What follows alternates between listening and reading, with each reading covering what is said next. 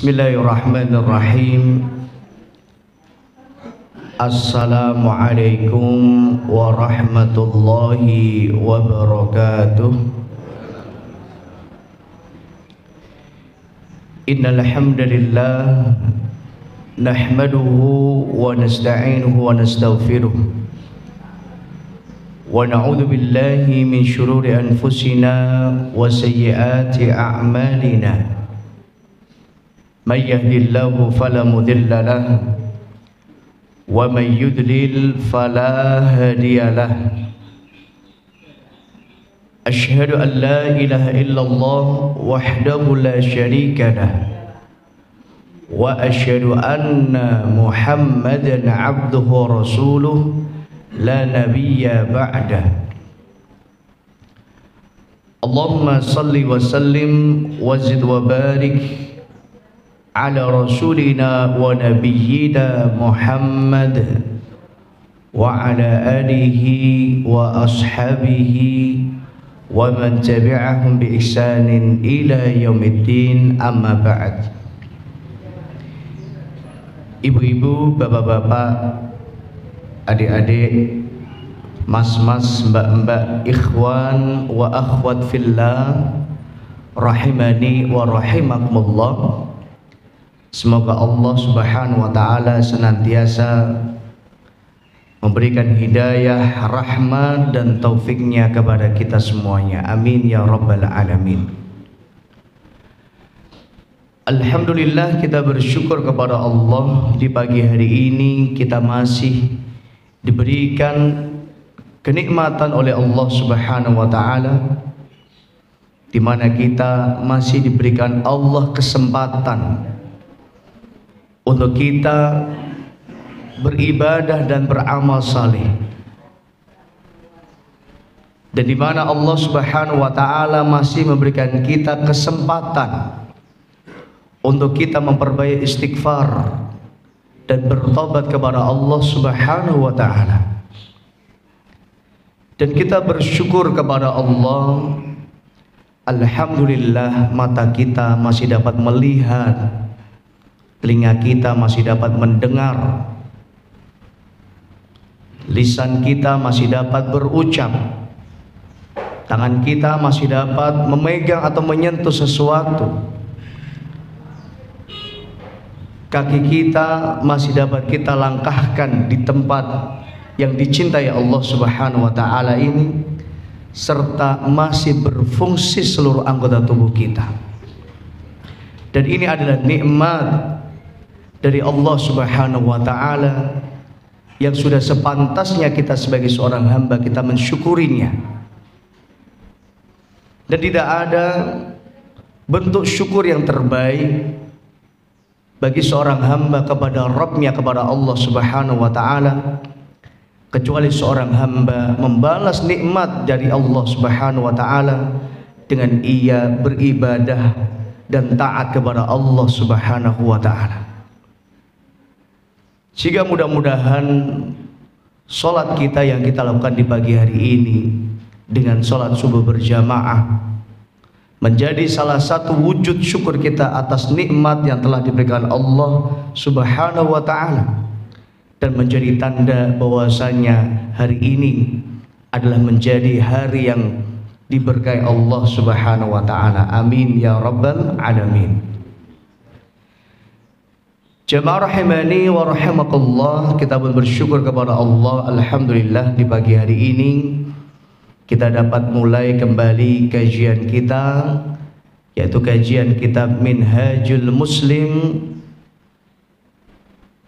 yang ditulis oleh ulama besar Syekh Abu Bakar Al-Jazairi rahimahullah ta'ala, yang alhamdulillah pada pertemuan yang lalu kita sudah masuk bab baru, ya, yaitu kita masuk pasal yang ke-6, yaitu tentang beriman kepada kitab-kitab Allah Subhanahu wa ta'ala.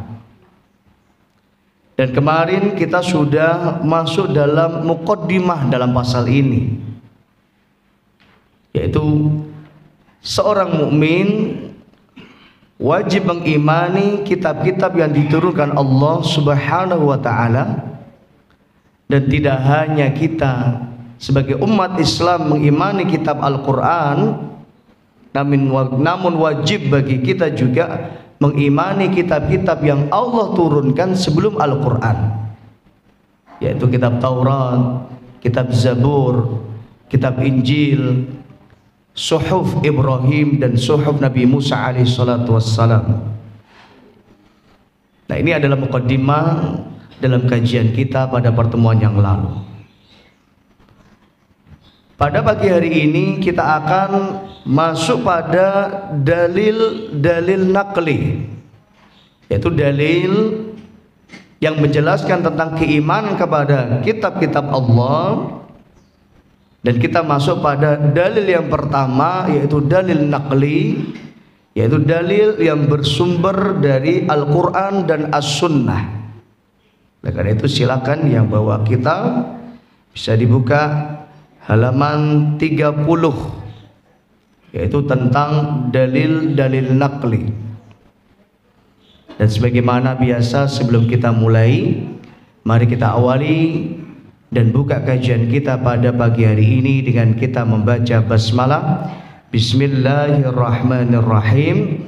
Kita berdoa memohon kepada Allah semoga apa yang kita kaji, apa yang kita pelajari pada pagi hari ini menjadi ilmu yang manfaat, ilmu yang barokah untuk diri kita, untuk keluarga kita, dan untuk seluruh kaum muslimin. Amin ya rabbal alamin. Ya jamaah rahimani wa rahimakumullah, kita masuk pada dalil-dalil naqli. Yang pertama, Syekh Jabir Abu Bakar Al-Jazairi rahimahullah ta'ala, beliau mengatakan perintah Allah Subhanahu wa ta'ala tentunya kepada kita agar beriman kepada kitab-kitabnya, sebagaimana di dalam firman Al-Quran, firman Allah Subhanahu wa ta'ala di dalam surat An-Nisa ayat 136. Allah berfirman, a'udzu billahi minasyaitonir rajim, ya ayyuhalladzina amanu. Jadi kalau ada di dalam Al-Quran kalimat nida dan ini ditunjukkan kepada amanu, maka ayat ini ditunjukkan secara khusus kepada orang-orang yang beriman. Sebagaimana ya ayyuhan nas, maka ayat ini ditunjukkan kepada seluruh umat manusia. Qul ya ayyuhal kafirun, ayat ini khusus ditunjukkan kepada orang-orang kafir. Maka kita sebagai orang yang beriman dipanggil oleh Allah, ya ayyuhalladzina amanu, wahai orang-orang yang beriman. Maka orang yang merasa dirinya adalah orang yang beriman, dia pasang telinganya dengan baik dan dengarkan apa yang difirmankan Allah Subhanahu wa ta'ala. Ya ayyuhalladzina amanu, wahai orang-orang yang beriman. Apa yang Allah perintahkan? Allah perintahkan aminu billahi wa rasulihi. Berimanlah kalian semua kepada Allah dan Rasulnya. Dan iman kepada Allah dan Rasulnya melazimkan seorang hamba menaati Allah Subhanahu wa ta'ala dan Rasulnya. Jadi keimanan kepada Allah dan Rasul itu tidak hanya sekedar percaya, tidak hanya sekedar iman, tapi dalam keimanan itu ada konsekuensinya. Ketika kita mengaku beriman kepada Allah, maka konsekuensi keimanan atau bukti, tanda, dalil kita beriman kepada Allah Subhanahu wa ta'ala adalah dengan kita taat kepada Allah. dengan kita senantiasa melaksanakan segala perintah Allah dan menjauhi apa yang dilarang Allah Subhanahu wa ta'ala, maka inilah baru orang disebut beriman kepada Allah. Begitu juga beriman kepada Rasulullah. Maka iman kepada Rasulullah tidak hanya sekedar kita percaya bahwa Nabi adalah Rasulullah, utusan Allah, namun kita juga melazimkan atas diri kita untuk kita meneladani Nabi Sallallahu Alaihi Wasallam, melaksanakan segala apa yang diperintahkan Nabi Sallallahu Alaihi Wasallam, ta'atuhu fima amar. Jadi para ulama mendefinisikan beriman kepada Nabi itu ta'atuhu fima amar, mentaati segala apa yang diperintahkan Nabi, wajtinab manahahu wazajar, dan menjauhi apa yang dilarang Nabi Sallallahu Alaihi Wasallam, termasuk menjauhi segala yang dimurkai atau dibenci Nabi Sallallahu Alaihi Wasallam. Dalam bahasa yang lain, beriman kepada Nabi Sallallahu Alaihi Wasallam mengharuskan diri kita untuk senantiasa meneladani Nabi Sallallahu Alaihi Wasallam, sehingga segala yang diperintahkan Nabi kita laksanakan, baik ucapan Nabi, baik perbuatan Nabi, baik sifat karakteristik Nabi, baik penampilannya Nabi, dan juga senantiasa menjauhi apa yang dilarang Nabi Sallallahu Alaihi Wasallam. Maka ini adalah konsekuensi keimanan kepada Nabi Sallallahu Alaihi Wasallam. Kemudian wal kitabil ladzi nazzala ala rasulihi, dan orang yang beriman diperintahkan Allah beriman kepada kitab-kitab yang Allah turunkan kepada Rasulnya. Jadi kemarin kita sudah mengkaji ya, Allah Subhanahu wa ta'ala menurunkan kitab As-Samawiyah, kitab yang diturunkan Allah Subhanahu wa ta'ala melalui perantara malaikat Jibril alaihi salatu wassalam. Allah turunkan kitab Taurat kepada Nabi Musa. Allah turunkan kitab Zabur kepada Nabi Dawud alaihi salatu wassalam. Allah turunkan kitab Injil kepada Nabi Isa alaihi salatu wassalam. Allah turunkan kitab Al-Quran kepada Nabi Muhammad sallallahu alaihi wasallam. Dan termasuk ya, di dalam surah Al-A'la ayat terakhir, di situ ada kalimat ayat suhufi Ibrahim wa Musa, lembaran-lembaran suhuf yang Allah turunkan berikan kepada Nabi Ibrahim dan Nabi Musa alaihi salatu wassalam. Nah, apa bedanya suhuf dengan kitab? Suhuf itu adalah lembaran-lembaran, sehingga tidak berjumlah banyak. Berbeda dengan kitab, kitab itu adalah berisi lembaran-lembaran yang sangat banyak, sehingga saking banyaknya itulah dihimpun menjadi satu, biasanya dijilid, maka itulah yang menjadi kitab. Begitu juga Al-Quran. Al-Quran dahulu diturunkan Allah Subhanahu wa ta'ala melalui perantara malaikat Jibril alaihi salatu wassalam, munajjaman, berangsur-angsur, bertahap-tahap, ya kan? Lembar demi lembar diturunkan kepada Nabi Muhammad sallallahu alaihi wasallam, ditulis oleh para sahabat, sehingga saking banyaknya lembaran-lembaran itulah ya, maka disusun kembali ya menjadi mushaf, menjadi Al-Quran. Nah, ini adalah segi historis dari bagaimana Al-Quran itu dikumpulkan. Maka ini bedanya suhuf dengan kitab. Maka suhuf disebutkan dalam Al-Quran suhufi Ibrahim wa Musa, yaitu suhuf lembaran yang Allah berikan kepada Nabi Ibrahim dan Nabi Musa alaihi salatu wassalam. Maka orang iman tidak hanya sekedar beriman kepada Al-Quran, secara khusus umatnya Nabi Sallallahu Alaihi Wasallam. Tapi kita juga mengimani kitab-kitab yang Allah turunkan sebelum Al-Quran.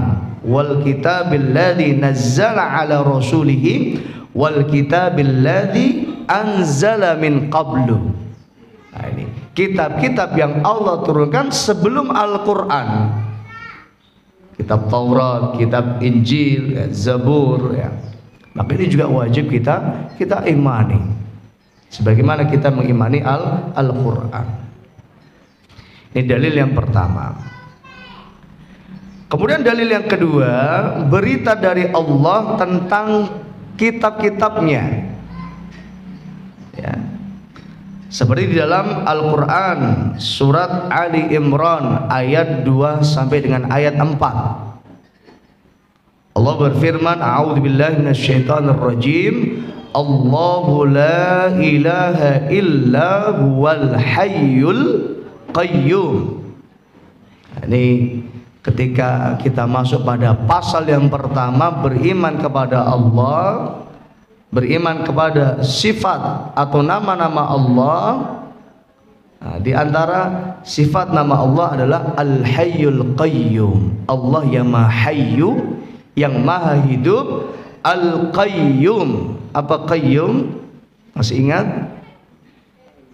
Allah yang terus menerus mengurusi hamba-hambanya, terus menerus mengurusi urusan hamba-hambanya, baik dari kita bangun tidur sampai kita tidur lagi. Maka sering, ya, saya sampaikan bahwa kita tidak bisa terlepas dari Allah. Kita selalu butuh Allah. Kita butuh Allah untuk mata kita bisa melihat. Kita butuh Allah untuk telinga kita bisa mendengar. Kita butuh Allah untuk berfungsi seluruh anggota tubuh kita. Bayangkan, di dunia ini ada 8 miliar jumlah populasi manusia. Itu baru jumlah manusia. Allah yang mengurus satu-satu, yang memberikan rizki kepada setiap hambanya. Belum makhluknya yang dari binatang, dari ikan, dari tumbuh-tumbuhan. Al-Hayyul Qayyum, Allah yang terus menerus mengurusi hambanya, makhluk-makhluknya. La ta'khudhuhu sinatu wala naum, dalam ayat kursi. La ta'khudhuhu sinatu wala naum. Allah la ta'khudhuhu sinah, gak mungkin ngantuk. Wala naum, gak mungkin tidur. Masih ingat kisah Nabi Musa alaihissalatu wassalam?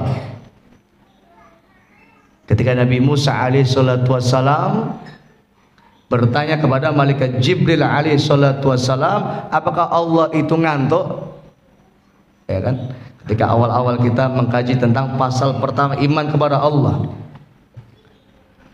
maka Allah subhanahu wa ta'ala perintahkan kepada malaikat Jibril untuk menyampaikan kepada Nabi Musa, wahai Musa, Allah perintahkan kepadamu untuk memegang 1 gelas air.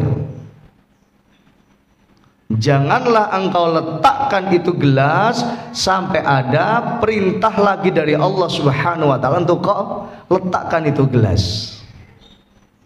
Maka Nabi Musa pegang itu gelas yang isinya air dari pagi, siang masih kuat, sore masih kuat, hingga ketika tiba malam hari, Nabi Musa alaihissalatu wassalam tidak tahan lagi untuk menahan ngantuknya, sehingga Nabi Musa ngantuk, ketiduran. Akhirnya gelas yang ada di tangan Nabi Musa itu jatuh.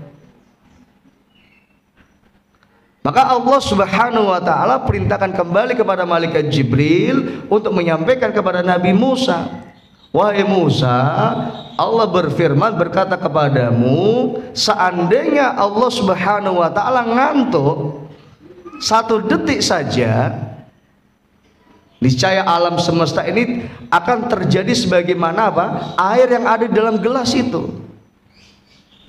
Begitu juga gelas itu akan pecah, airnya akan tumpah. Maka Allah subhanahu wa ta'ala Al-Hayyul Qayyum, tidak hanya manusia, tidak hanya binatang, tidak hanya tumbuhan, yang diatur oleh Allah Subhanahu wa taala. Bahkan alam semesta, terbitnya matahari, terbenamnya matahari, bergeraknya awan, turunnya hujan, semua atas perintah Allah Subhanahu wa taala. Al-Hayyul Qayyum, yang terus menerus mengurusi makhluknya atau hamba-hambanya. Nazzala 'alaikal kitaba bil haqqi. Ini dalam surat Ali Imran ayat 2. Nazzala 'alaikal kitaba bil haqqi. Telah turun alaika kepadamu alkitab, yaitu Al-Qur'an, bil haqqi, di mana Al-Qur'an itu tidak lain adalah membawa al-haq, kebenaran. Al-haqqu mir rabbika fala takunanna minal mumtarin. Kebenaran itu datangnya dari Allah. Fala takunanna minal mumtarin, janganlah engkau sekali-kali termasuk orang yang meragukan kebenaran. Nah, salah satu sumber dari kebenaran adalah Al-Qur'an. Salah satu sumber dari kebenaran adalah Al-Qur'an, yang merupakan Al-Qur'an adalah kalamullah, firman Allah Subhanahu wa taala. Nazzala 'alaikal kitaba bil haqqi. Jadi dialah Allah Subhanahu wa taala yang menurunkan Alkitab, yaitu Al-Qur'an, kepadamu wahai Muhammad, bil haqqi, dengan sebenarnya, dengan membawa kebenaran. Kemudian di antara fungsi dari Al-Qur'an, musaddiqal lima baina yadayhi. Musaddiqal lima baina yadayhi, yaitu Al-Qur'an membenarkan, musaddiqal lima baina yadayhi, membenarkan kitab yang telah diturunkan Allah sebelumnya. Dan kitab yang diturunkan Allah sebelumnya adalah kitab Injil, kitab Taurat, kitab Zabur, di mana Al-Qur'an menjelaskan tentang kebenaran kitab Taurat, tentang kitab Injil, kitab Zabur, yang itu diturunkan Allah Subhanahu wa taala kepada Nabi sebelum Nabi Muhammad sallallahu alaihi wasallam. Jadi dalam Al-Qur'an telah disebutkan ya tentang kitab-kitab Allah Subhanahu wa taala yang diturunkan sebelum Al-Qur'an. Musaddiqan, jadi membenarkan, benar bahwa kitab Taurat adalah turun dari Allah Subhanahu wa taala. Membenarkan bahwa kitab Injil adalah datangnya dari Allah Subhanahu wa taala. Kitab Taurat adalah benar datangnya dari Allah Subhanahu wa taala. Wa anzalat Taurata wal Injil. Nah ini, termasuk dalilnya bahwa Allah Subhanahu wa taala lah yang menurunkan kitab Taurat dan kitab Injil. Itu datangnya dari Allah Subhanahu wa taala. Namun bedanya, kitab-kitab sebelum Al-Qur'an ya, tidak ada yang utuh hingga saat ini. Tidak ada yang terjaga utuh, karena telah dirubah oleh para pendeta, para paus, ya, para pemuka agamanya, dan yang hanya terjaga keutuhan dan keasliannya hanya Al-Qur'anul Karim. Sebagaimana Allah Subhanahu wa taala berfirman dalam surah Al-Hijr ayat 9, A'udzubillahi minasyaitonir rajim. Inna nahnu nazzalna dzikra wa inna lahu lahafidun. Sungguhnya kami yang menurunkan az-dzikra, yaitu Al-Qur'an. Jadi nama lain dari Al-Qur'an adalah az-dzikra. Wa inna lahu lahafidun, dan sungguhnya kamilah yang menjaganya sampai hari kiamat. Jadi Allah Subhanahu wa taala menjaga Al-Qur'anul Karim, dan seluruh hukum isi yang ada di dalam Al-Qur'anul Karim berlaku dari zaman Nabi Muhammad sallallahu alaihi wasallam hingga akhir zaman. Berbeda dengan kitab-kitab yang sebelumnya. Ketika datang kitab baru, maka kitab yang sebelumnya apa? Hukumnya tergantikan. Sebagaimana ketika datangnya kitab Injil, maka kitab Injil menghapus hukum-hukum yang ada di dalam kitab Taurat. Begitu juga ketika datang kitab Al-Quran, maka Al-Quran menghapus hukum-hukum yang ada di dalam kitab Injil. Nah, ini menunjukkan bahwa banyak hukum-hukum yang sebelumnya ada terhapus dengan hukum yang baru yang telah disyariatkan Allah Subhanahu wa taala kepada umat manusia. Salah satu contoh di zaman Nabi Musa alaihi salatu wassalam, Bani Israel, kalau mereka melakukan perbuatan dosa, kesyirikan, maka taubatnya adalah dengan apa? Bunuh diri. Berbeda dengan umatnya Nabi Shallallahu Alaihi Wasallam, tidak boleh bunuh diri. Nah, ini menunjukkan bahwa hukum yang terdahulu telah mansuh, telah dihapus. Nah, ini di dalam Al-Quran surat Al-Baqarah. Nah, silakan dicatat surat Al-Baqarah ayat 54. Allah Subhanahu wa taala berfirman, a'udzubillahi minasyaitonir rajim. Wa idz qala Musa liqaumihi ya qaumi innakum dzalamtum anfusakum. Dan ingatlah ketika Nabi Musa berkata kepada kaumnya, ya qaumi innakum dzalamtum anfusakum, sungguh kalian telah melakukan kezaliman atas diri kalian. Apa kezaliman itu? Bittikhadikumul ijla, menjadikan apa?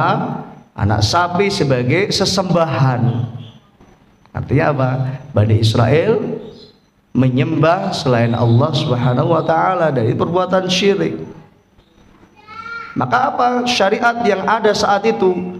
Fatubu ila bari'ikum, taubatlah kalian kepada bari'ikum. Bari, al-bari, Allah al-bari. Apa al-bari? Allah yang Maha Pencipta. Allah yang menciptakan kalian. Fatubu ila barikum, tobatlah kalian kepada pencipta kalian, kepada Allah Subhanahu wa taala. Bagaimana cara tobatnya? Faqtulu anfusakum, bunuhlah diri kalian. Ini adalah syariat yang ada di zaman Nabi Musa alaihissalatu wassalam. Berbeda dengan umatnya Nabi Sallallahu Alaihi Wasallam, ketika kita terjatuh pada dosa, maksiat, bahkan perbuatan syirik, kita tidak boleh membunuh diri. Diperintahkan Allah apa? Untuk taubat kepada Allah Subhanahu wa taala. Fatubu ila barikum faqtulu anfusakum. Taubatnya dengan cara apa? Bunuh diri. Itu di zaman Nabi Musa. Dzalikum khairul lakum 'inda bari'ikum. Bunuh diri itu, dzalikum khairul lakum, itu lebih baik untukmu. Fataballahu 'alaikum, maka Allah terima tobat kalian. Jadi hanya dengan cara membunuh diri itulah apa? Cara tobatnya Bani Israel di zaman itu. Fataballahu alaikum, maka Allah akan terima tobat kalian. Innahu huwat tawwabur rahim, sesungguhnya dialah Allah yang Maha penerima tobat lagi Maha penyayang. Nah, jadi berbeda dengan umatnya Rasulullah Sallallahu Alaihi Wasallam. Ketika umatnya Rasulullah ini bertobat, harus memenuhi 4 syarat. 1, menyesal. Kemudian yang kedua, berjanji untuk tidak mengulangi. Jadi menyesal, berjanji untuk tidak mengulangi lagi. Kemudian yang ketiga, meninggalkan perbuatan tersebut.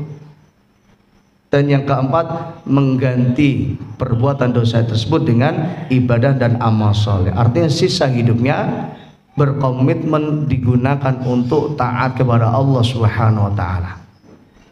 Nah, ini adalah nikmat bagi umat Rasulullah Sallallahu Alaihi Wasallam. Itu berbeda dengan umat sebelumnya. Maka datangnya Al-Quran ya, membawa syariat baru, membawa hukum-hukum baru.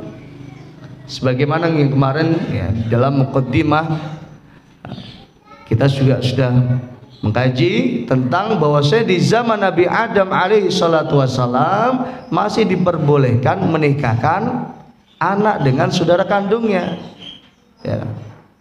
Jadi kita punya anak 5, satu sama lain kita nikahkan, boleh di zaman Nabi Adam. Nah, ini syariat ini sudah terhapus, hukum ini terhapus.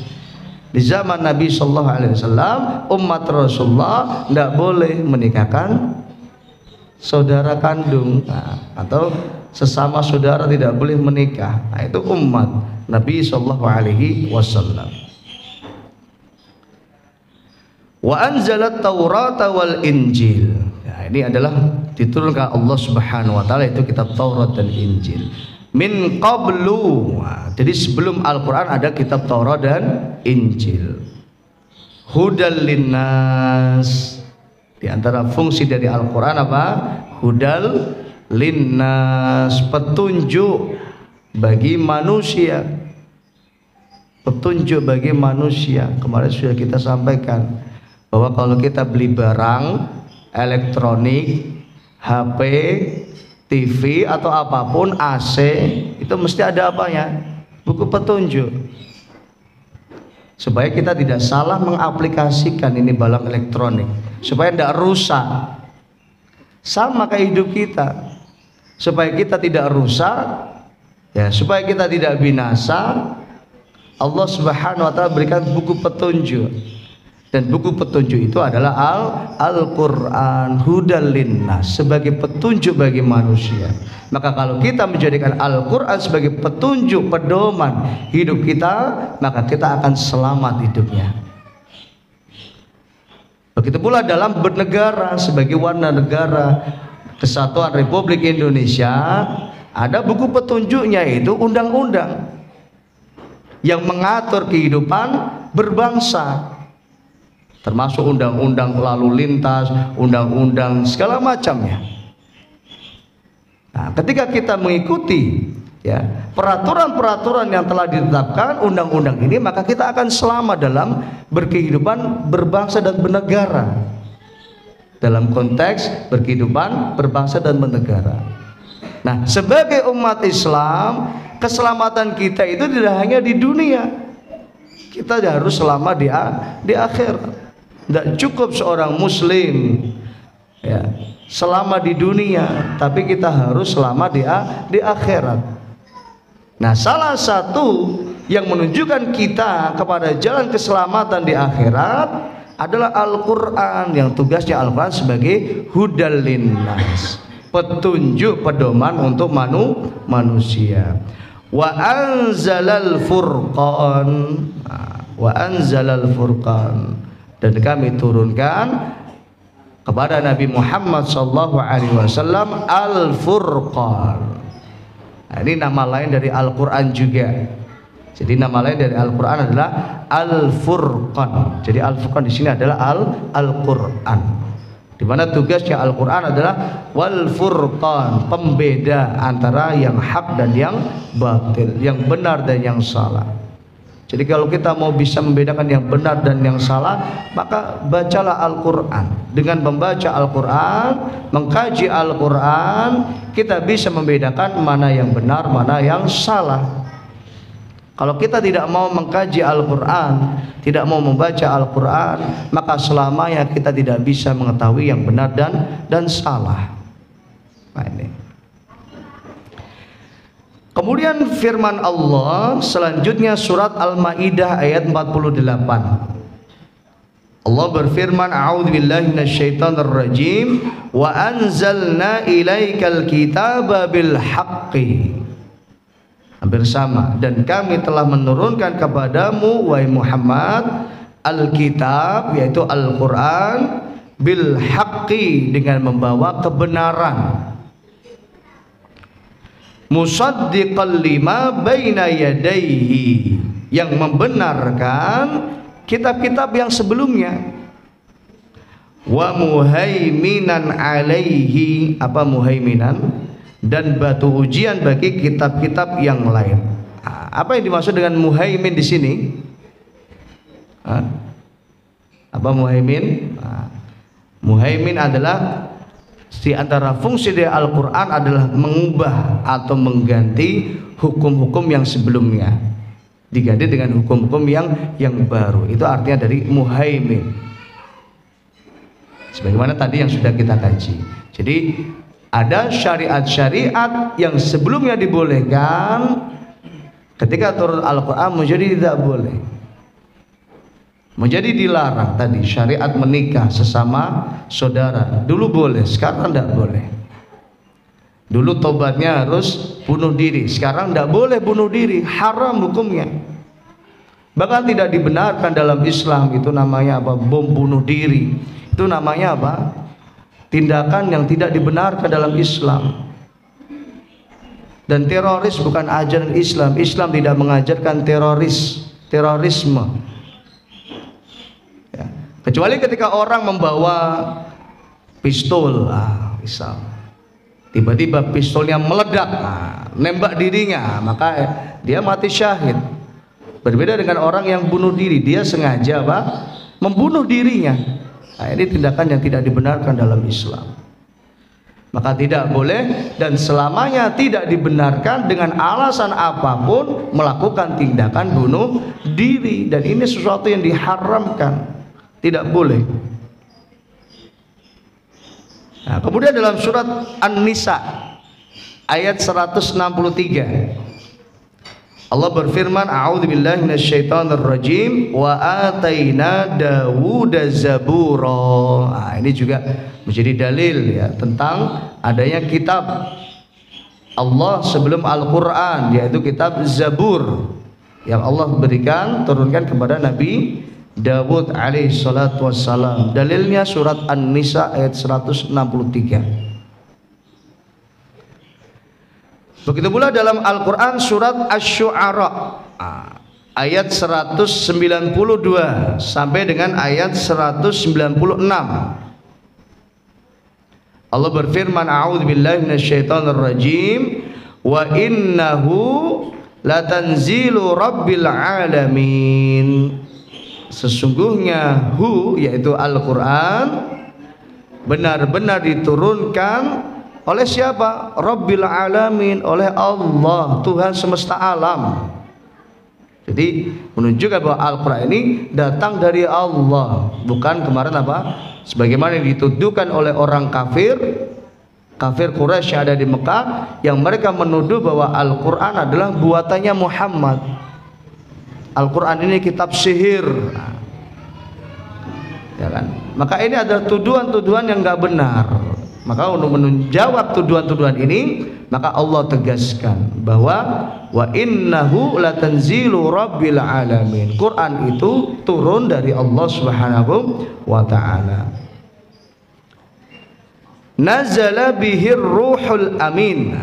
Ini juga menjadi dalil tentang turunnya wahyu.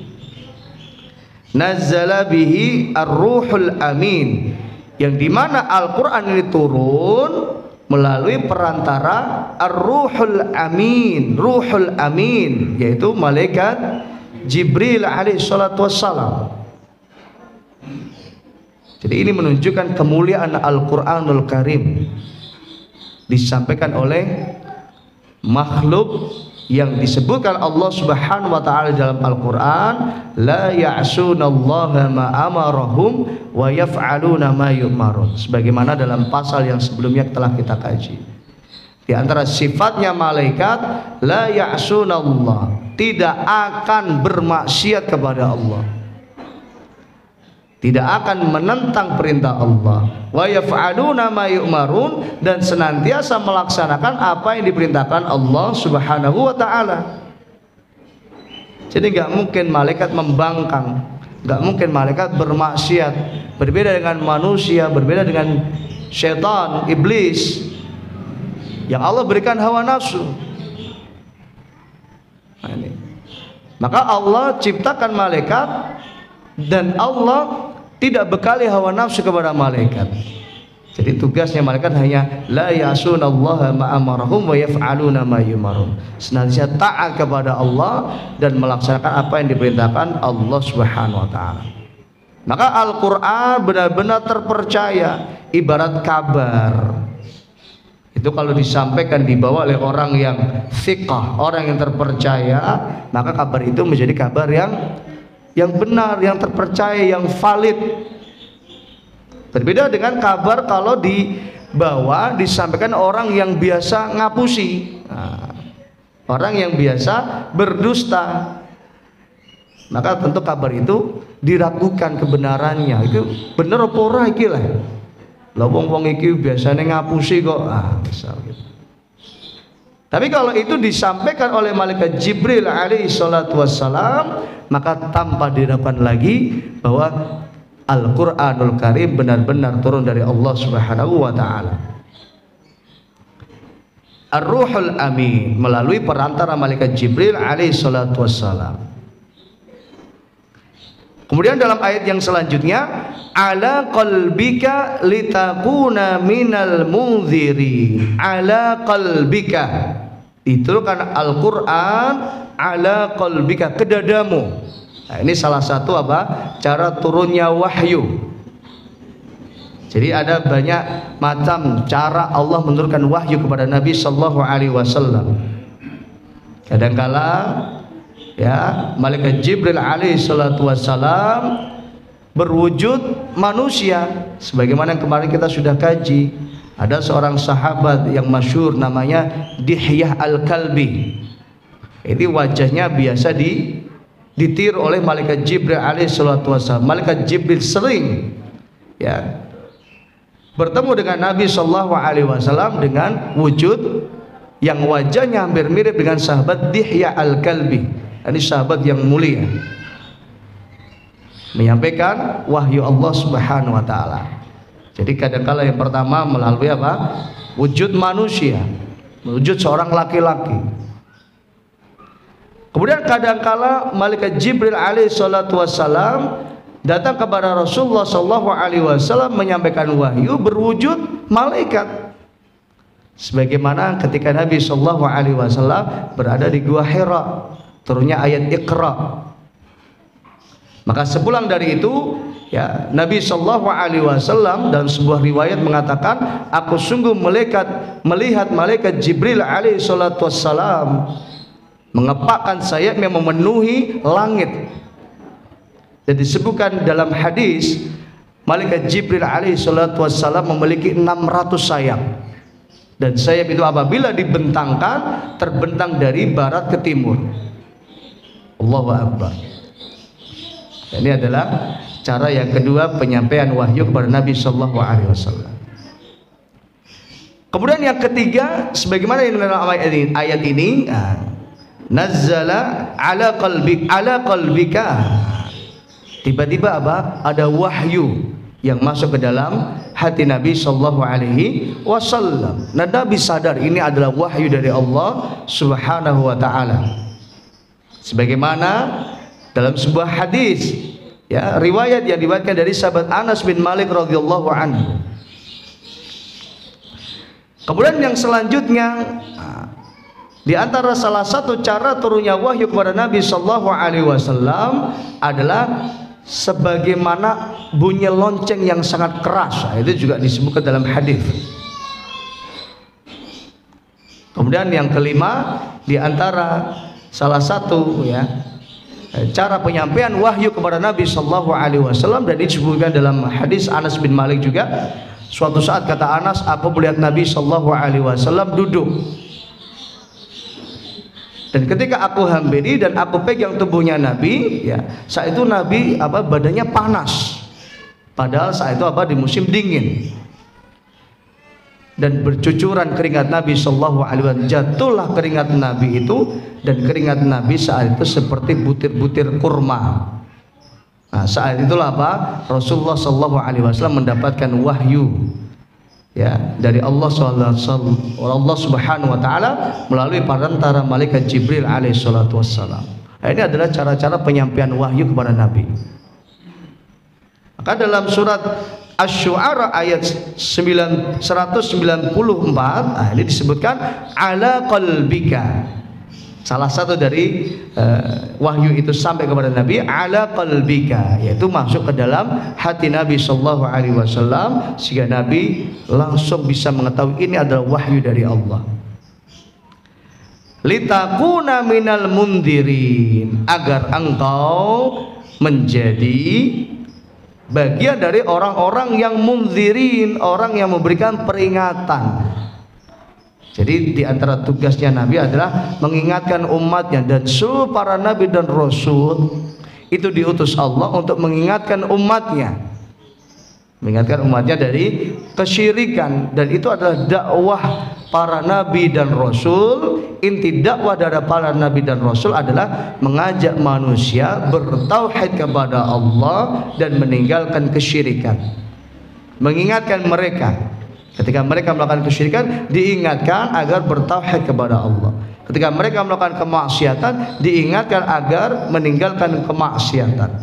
Nah, ini tugasnya para nabi dan rasul. Minal mundiri, yaitu memberikan peringatan. Bilisanin, nah ini penting. Bilisanin arabiyyin mubin, yaitu Al-Quran diturunkan kepada Nabi sallallahu alaihi wasallam bilisanin arabiyyin mubin, dengan bahasa Arab yang mubin. Bahasa Arab adalah bahasa yang jelas. Maka kita sebagai umat Islam, kita harus bisa berbahasa Arab, berusaha untuk bisa belajar bahasa Arab. Bahkan banyak sekali bahasa Indonesia ini yang diambil ya serapannya dari bahasa Arab. Ya kan? Hari aja Senin dari Itsnain, Selasa, Tsulasa, Rabu, Arbi'a, Kamis, Khamis, ya kan? Lima, Khamsah, Khamis, Jumat, ini kan bahasa Arab. Sabtu bahasa Arab. Kayak apa? MPR, Majelis Permusyawaratan Rakyat. Majelis ini bahasa Arab. Permusyawaratan ini berasal dari kata musyawarah, ini bahasa Arab juga. Rakyat ini juga bahasa Arab, berasal dari kata ra'iyah. Rakyat ini bahasa Arab. Dewan Perwakilan Rakyat, Diwan itu bahasa Arab. Perwakilan itu berasal dari kata wakil, wakil itu juga bahasa Arab. Rakyat, ra'iyah. Apalagi banyak sekali. Hukum, hukum berasal dari kata hukmun. Adil berasal dari kata adlun. Jadi banyak sekali bahasa Indonesia ini serapannya dari bahasa Arab, diambil dari bahasa Arab. Madrasah, ya kan, itu bahasa Arab.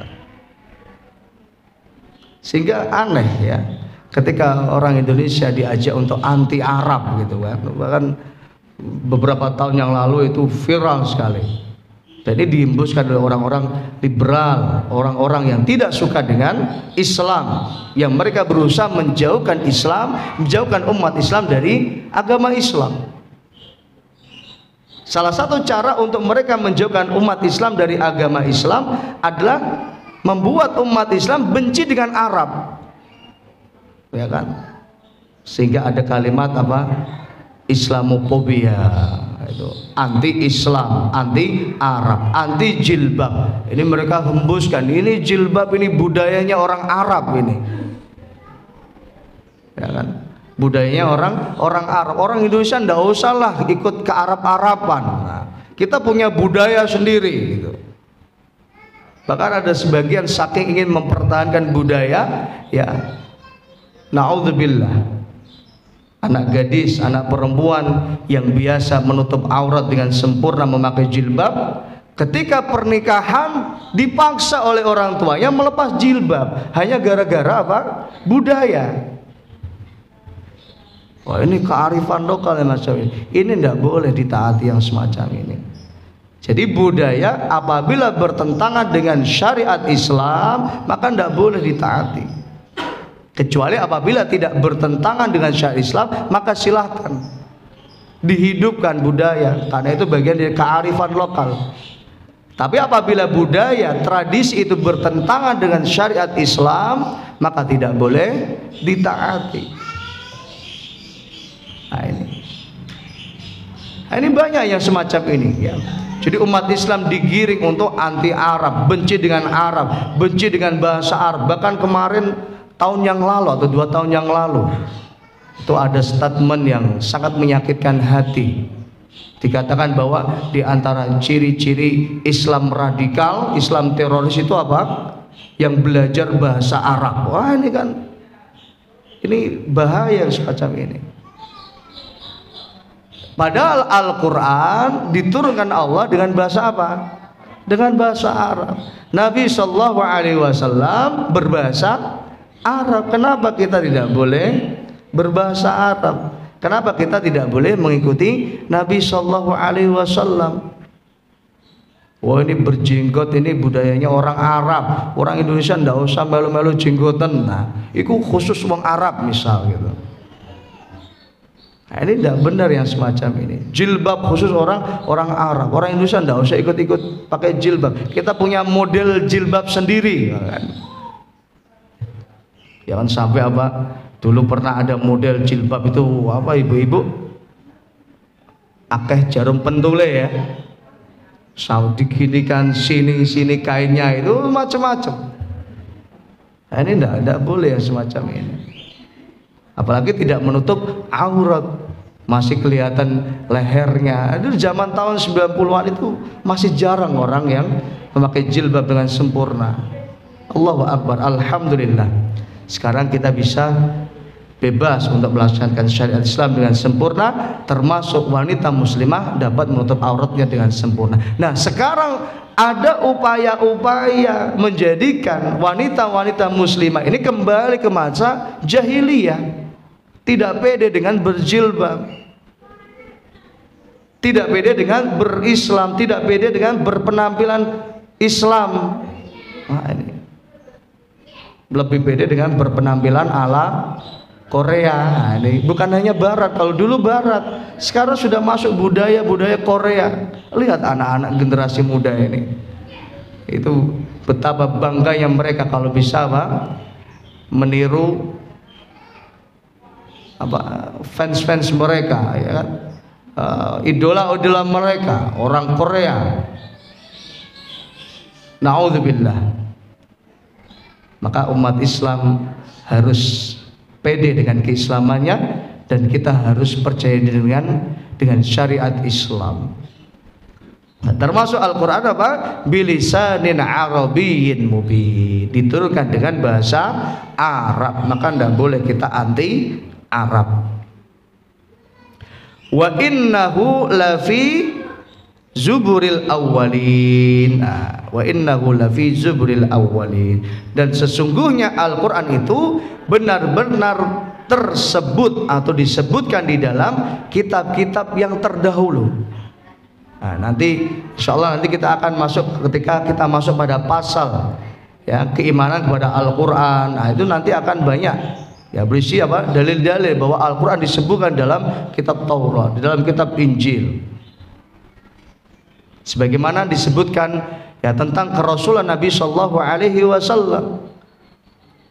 Muhammad Rasulullah walladzina ma'ahu asyidda'u 'alal kuffar ruhama'u bainahum tarahum ruk'an sujjadan yabtaguna fadlan minallahi wa ridwana simahum fi wujuhihim min athari sujud dzalika masalun fit Taurah wa mathaluhum fil Injil. Nah, ini termasuk dalil bahwa kerasulan kenabian Nabi Sallallahu Alaihi Wasallam disebutkan Allah di dalam kitab Taurat dan kitab Injil. Nah, ini surat Asy-Syu'ara ayat 192 sampai 196. Nah, kemudian yang terakhir, dalam surat Al-A'la ayat 18 sampai dengan ayat 19, Allah berfirman, a'udzubillahi minasyaitonir rajim, inna hadza la fis suhufil ula. Sungguhnya hadza ini benar-benar terdapat dalam kitab-kitab terdahulu. Jadi apa? Adanya Al-Quran itu sudah disebutkan Allah Subhanahu wa ta'ala di dalam kitab-kitab terdahulu. Suhufi Ibrahim wa Musa itu juga ada di dalam suhufnya Nabi Ibrahim. Disebutkan bahwa nanti di akhir zaman ada Al-Quranul Karim. Wa Musa, termasuk suhufnya Nabi Musa alaihissalatu wassalam, juga disebutkan bahwa nanti ada Al-Quranul Karim.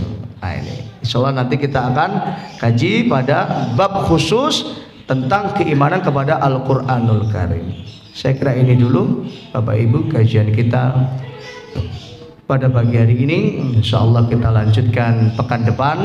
Semoga apa yang kita kaji pada pagi hari ini menjadi ilmu yang manfaat dan barokah untuk diri kita semuanya dan untuk keluarga kita khususnya, dan untuk seluruh kaum muslimin. Allahumma anfa'na bima 'allamtana wa 'allimna ma yanfa'una wa zidna ilman. Allahumma inna nas'aluka ilman nafi'an wa rizqan thayyiban wa amalan mutaqabbala. Rabbi fil lana wa li walidayna warhamna kama rabbayana shighara. Rabbana atina fid dunya hasanah wa fil akhirati hasanah wa qina adzabannar. Wa sallallahu ala nabiyyina Muhammadin wa ala alihi wa sahbihi wasallam walhamdulillahi rabbil alamin. Jangan lupa habis ini kita salat syuruk 2 rakaat. Setelah itu baru selamat menikmati hidangan pagi. Mari kita akhiri dengan doa kafaratul majlis. Subhanakallahumma bihamdika asyhadu an la ilaha illa anta astaghfiruka wa atubu ilaik. Assalamualaikum warahmatullahi wabarakatuh.